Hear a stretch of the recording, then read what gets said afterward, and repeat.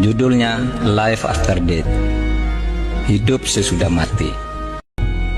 Mungkin sudah banyak yang baca buku ini, sebuah buku kecil.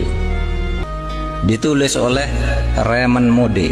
Raymond Moody ini adalah seorang dokter yang karena pinternya dia dalam bidang kedokteran kemudian dijadikan guru besar di bidang filsafat kedokteran. Nah, ketika dia mengajar ditanya oleh mahasiswanya, Pak Moody, gitu, Bapak dokter yang sudah nangani banyak ribuan orang mati, banyak menyelamatkan orang tapi sering juga gagal. Mahasiswanya tanya, Dok, kalau orang mati itu pergi kemana?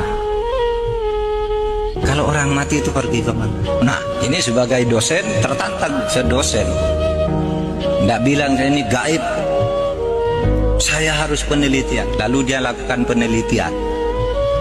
Apa penelitian? Penelitiannya itu 100 orang yang pernah mati diwawancarai. Ada orang pernah mati banyak, dia kirim surat ke rumah sakit, apa tempatmu pernah ada orang mati lalu hidup lagi? Ada namanya John, mati jam sekian, tiba-tiba jam 6 sore hidup. Ada yang mati 2 jam, ada yang 6 jam, 7 jam. Nah, dicatat namanya, dicari alam, lalu diwawancarai. Ketika ditanyai, apa yang kamu rasakan ketika kamu mati? Saudara, 100 orang yang pernah mati ini 86% jawabannya sama, saya keluar dari tubuh saya.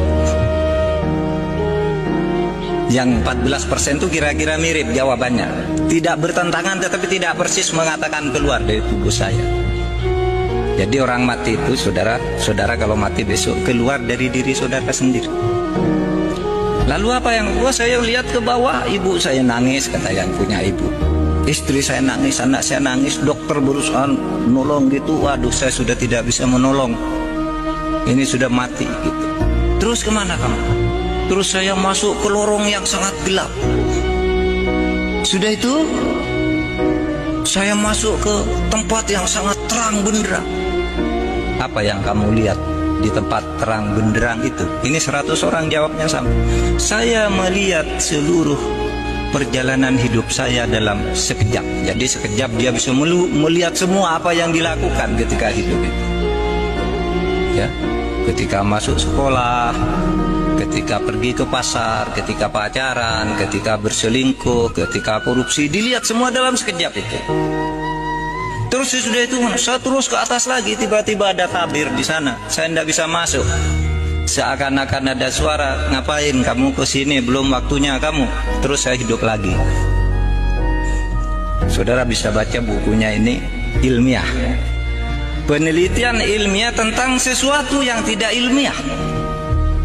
Ketidakilmiahan itu dibuktikan secara ilmiah karena itu melalui studinya. Kalau Profesor Baikuni mengatakan sesuatu yang terjadi secara sama 3 kali itu pasti ilmiah. Nah, itu dari 100 orang 86.